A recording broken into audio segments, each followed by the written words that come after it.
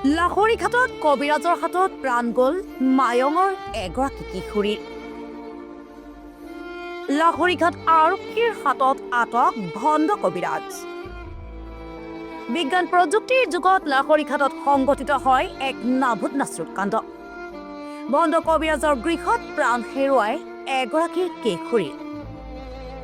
লাহৰীঘাটৰ দুবগুৰি হাৰিয়ালী বস্তিত সংঘটিত হয় এক জঘন্য ঘটনাটো। উল্লেখ্য যে মায়ং কৰতিপামৰ এগৰাকী কিশোৰীৰ পেটৰ বিষ হোৱাত পৰিয়ালৰ লোকে লাহৰীঘাটৰ দুবগুৰিৰ হাৰিয়ালী বস্তিৰ কবিৰাজ তমিজাক খাতুনৰ গৃহত লৈ আনে। কবিৰাজ তমিজাক খাতুনৰ গৃহতেই কিশোৰীগৰাকীৰ মৃত্যু হয়। পৰৱৰ্তী সময়ত ঘটনাস্থলীত লাহৰীঘাট আৰক্ষী উপস্থিত হৈ মৃতদেহটো মৰণোত্তৰ পৰীক্ষাৰ বাবে মৰিগাঁও অসামৰিক চিকিৎসালয়লৈ প্ৰেৰণ কৰাৰ লগতে ভণ্ড কবিৰাজ তমিজাক খাতুনক আটক কৰে। বিজ্ঞানৰ যুগতো লাহৰীঘাট অঞ্চলত চলি থকা এনে অন্ধবিশ্বাস আৰু কুসংস্কাৰৰ বিৰুদ্ধে প্ৰশাসনক কঠোৰ ব্যৱস্থা গ্ৰহণ কৰিবলৈ বগলীপৰা আঞ্চলিক আমচুৱে দাবী জনায়।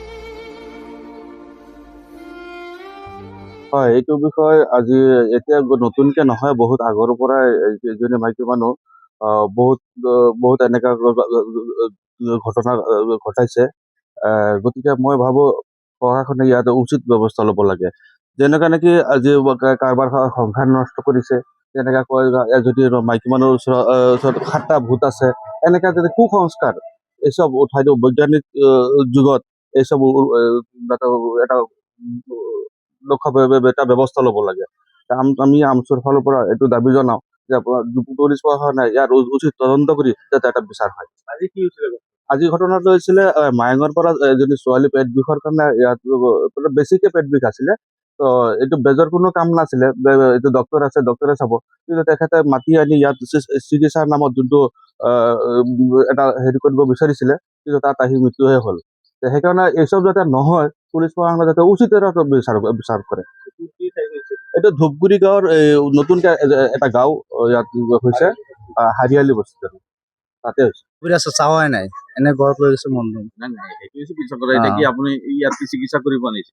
চিকিৎসা তাৰমানে কবিৰাজ বুলি আমি শুনিছো, সেইটো কাৰণে লৈ আহিছো। কি নাম তেখেতৰ? কবিৰাজৰ নাম নাজানো। আপোনাৰ ঘৰ ক'ত?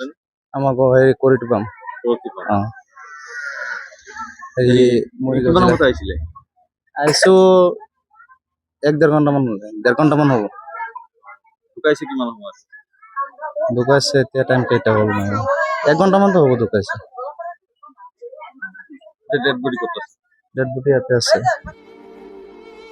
News desk report 24 Assam.